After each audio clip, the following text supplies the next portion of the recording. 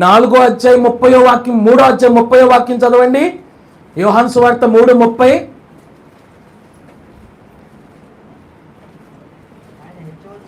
ఆయన హెచ్చవలసి ఉన్నది, నేను తగ్గవలసి. ఎవరండి ఏం చెప్పింది? బాప్తిసమిచ్చు యోహాను. ఈ బాప్తిసమిచ్చు యోహాను సామాన్యమైన వాడా? చెప్పండి. జకరియా ఎలిజబెతులకు వాగ్దానం వలన నాజీరు ద్వారా పుట్టినటువంటి కుమారుడు.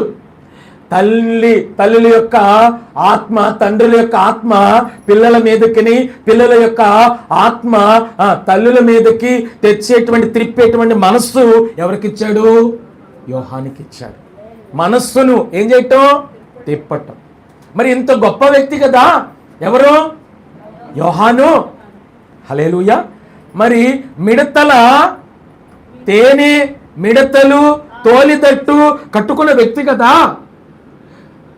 వేల మందికి బాప్తిసం ఇచ్చిన వ్యక్తి కదా, మారు మనసు విషయమై మీరు జాగ్రత్తగా ఉండని హెచ్చరించిన వ్యక్తి కదా.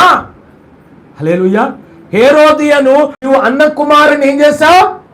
నీ అన్న భార్యను ఏం చేశావు? ఉంచుకున్నావని